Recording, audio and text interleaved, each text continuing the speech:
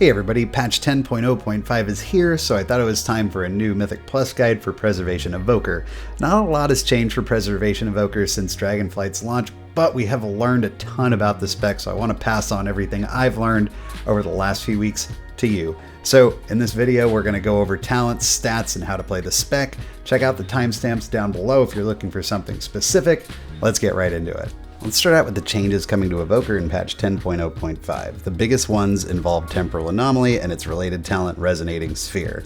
Basically, your Temporal Anomalies will move faster and have its shielding effectiveness reduced after 5 allies, which obviously doesn't matter to us in Mythic Plus.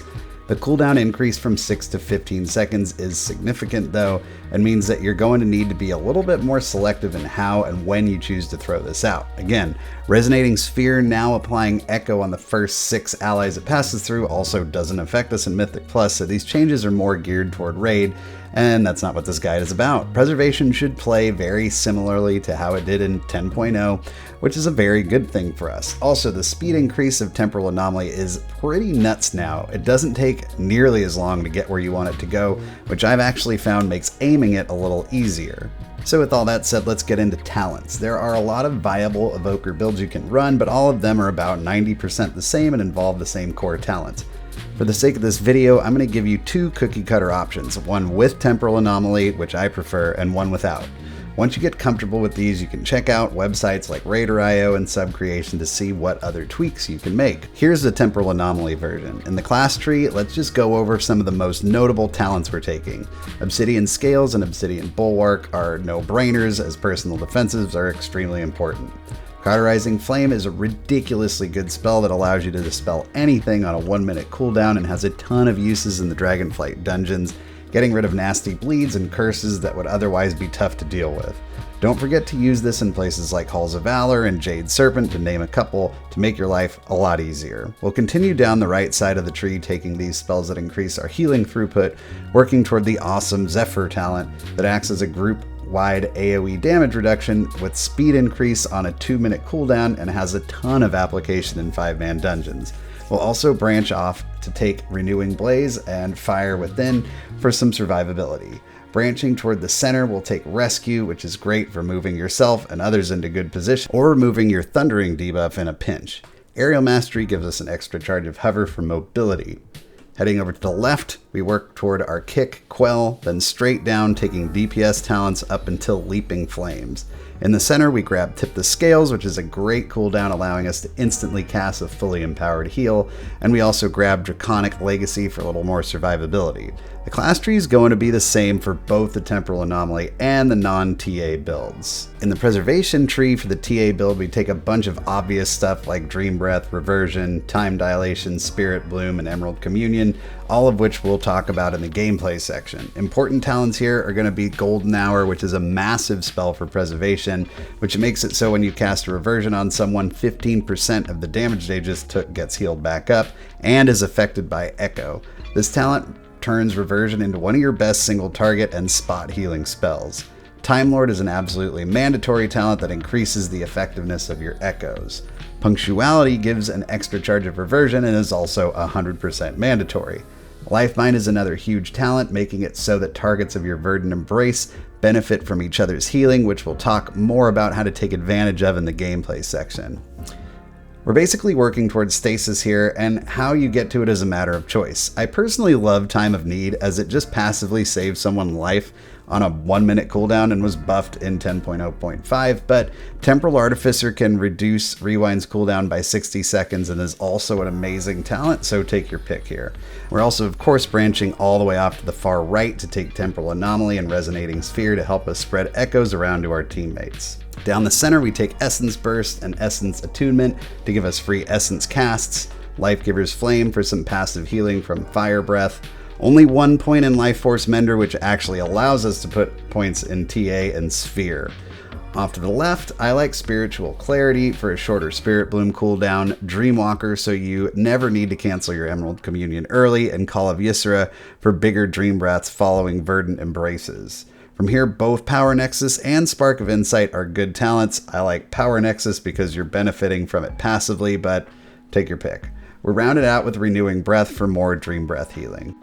If you're not a fan of Temporal Anomaly, then here's the non-TA build. It's essentially the same, we'll just put another point into Life Force Mender for damage, and then have a free point to put into any of the other optional talents I mentioned. Spark of Insight or Temporal Artificer might be good places to put it.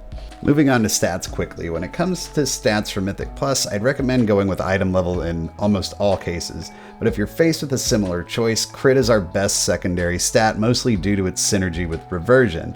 When reversion crits, its duration is extended, making crit really good for us. After that, you can think of it this way. Haste is a more offensive stat, while Mastery is more defensive. You'll see a lot of very high key pushers stacking crit haste because they're very focused on damage, but Mastery and versatility have value from a defensive standpoint. So in my opinion, the stat allocations would be item level, crit, and then depends on you from there. Now let's get into the juicy part, gameplay. Before we get too far into that though, we need to talk about Echo. Echo is the spell that all Evoker healing revolves around. If you echo a target and then heal them, the target will benefit from the heal twice. If you echo a target and heal someone else, they will benefit from that healing spell once. If you echo, say, 3 other people and then heal yourself, you and all 3 of those other people will receive healing from the spell. Using Echo effectively is probably the most important part of becoming a good Preservation healer. Preservation Evoker has a lot of nuances to its healing rotation, so I'm going to look at this in 2 parts: maintenance healing and triage healing. Maintenance healing would be the times where your party is taking small to moderate amounts of non-lethal damage and you're just trying to keep the health bars up. For a small amount of damage to individual party members, reversion and echoes can help stabilize. If damage is going out to multiple people, a rank 1 Dream Breath is a great tool. It's a huge healing over time spell and will do massive amounts of healing throughout a dungeon. If you need a burst for your AoE heal, Spirit Bloom is going to be your choice there. Keep in mind that with the Golden Hour spell, casting an Echo on someone followed by a reversion is actually a really potent single target heal, and probably your best option for keeping your tank alive, along with your time dilation mini cooldown. You can sprinkle in Living Flames for single target healing, but unless combined with an Echo, it's not that great. Verdant Embrace is a super important heal for Preservation. It's a chunky single target heal that causes you to fly to your target, but because it also puts the Lifebind buff on targets, the spell actually becomes your main setup spell for doing massive AoE healing. For example, you could get 3 Echoes onto the DPS players in your group. When the damage comes out, Verdant Embrace yourself. First of all, VE on yourself is good because casting it on another player can cause you to fly to a bad position.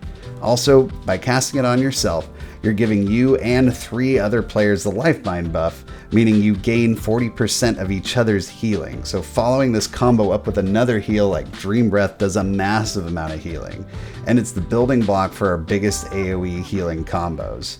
Because of that, you want to be really intentional with your Verdant Embraces. Don't waste them on a single target unless you really have to or know you won't need to do a big healing combo anytime soon.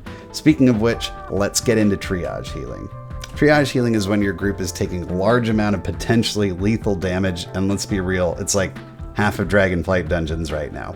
Preservation has an insane toolkit for dealing with this kind of damage, and knowing how to rotate through your cooldowns will put you in a spot where you can pull off a ridiculous amount of AoE healing. Again, Verdant Embrace is the big setup spell here.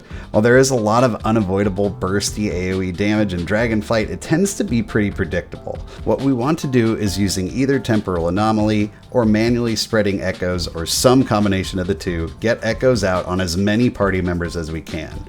Once that first initial big damage goes out, Verdant Embrace yourself and you'll get Lifebinds out on your team. Now we can use a variety of combinations and cooldowns to heal them up.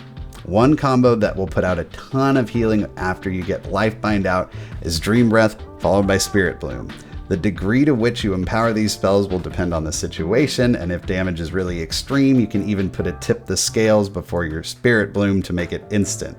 You can also cast a Stasis just before the Verdant Embrace to capture these 3 healing spells and have them ready for the next set and cover your party for a couple of big damage phases. If Dream Breath and Spirit Bloom are unavailable to you, another big thing you can do is getting your Lifebinds out, with Verdant Embrace and then following it up with Emerald Communion. Emerald Communion after Lifebind is a nutty amount of AoE healing, and you should keep your group up through most bad situations. And finally, Rewind is a crazy good healing cooldown you can use anytime with a lot of damage going out on your team. You can use this in conjunction with any of the previous mentioned combos or on its own to bail you out in a pinch. Don't forget that you can also put out a Zephyr before big damage comes out to lessen its effect as well. Getting Echoes out, hitting Verdant Embrace, and then rotating through Stasis, Emerald Communion, Zephyr, and Rewind while making use of your Dream Breath and Spirit Bloom is how you're going to survive the massive damage that goes out in Dragonflight Season 1. As you gain experience, you'll get a feel for what abilities work best in different situations, but until then, at least practice getting those echoes out before the damage comes out. I should also mention that if you're interested in my UI and how I'm tracking multiple HOTS and life binds here on my player frames, check out channel membership for my full UI imports. Okay, so with healing out of the way, let's just briefly talk about damage. The Evoker damage rotation is about as simple as it gets and very effective. Fire Breath on cooldown, Deep Breath on cooldown, spam your Living Flame. To optimize a bit, remember that lower empowered fire breaths do less damage up front and more over time, while high empowered fire breaths do more up front and less over time. So if targets are going to live for a long time or in boss situations, rank 1 will do fine. You can also consider your Leaping Flame talent in AoE. A higher empowered fire breath you get off, the more splits of Living Flame you'll get on your following cast. Finally, utility. Evoker has a lot of utility for 5-mans you'll want to take advantage of. You've got a kick on a 40-second cooldown, so help yourself out and take advantage of it. And Pugs, make sure you're ready to kick big important casts just in case other players are going to miss them. Tail Swipe is great for stopping casts or abilities that can't otherwise be kicked. Wing Buffet, or as I like to call it, Wing Buffet, can be used in the same way or to reposition mobs or help out with Sanguine Weeks. Please use your Carterizing Flame to remove nasty things you can't otherwise dispel, such as bleeds and curses. You of course have Bloodlust with Fury of the Aspects, so if you're on Bloodlust duty, don't forget to hit it. I always bind my Bloodlust to a really weird button that I'll never accidentally press, so pro tip there. Finally, Rescue can be an easy one to forget about, but also really good for moving someone in a pinch, as well as a way to always be sure that you can remove your Thundering buff. If you rescue someone with the opposite Thundering buff, your Thundering will be removed instantly. Just be aware you aren't invisible during Thunderings. You can take damage from mechanics as you zip around. That's going to do it for my Preservation Evoker 10.0.5 Mythic Plus guide. If you guys feel like I left anything out, don't forget to mention it down in the comments section. If you enjoyed the video, I always appreciate a like or subscribe to see more of what I got coming your way in the future. I also stream right here on YouTube, Tuesday, Thursday, Saturday, 9 p.m. Pacific, where we heal lots of dungeons, have lots of fun. Love to see you there sometime. Until next time, happy healing.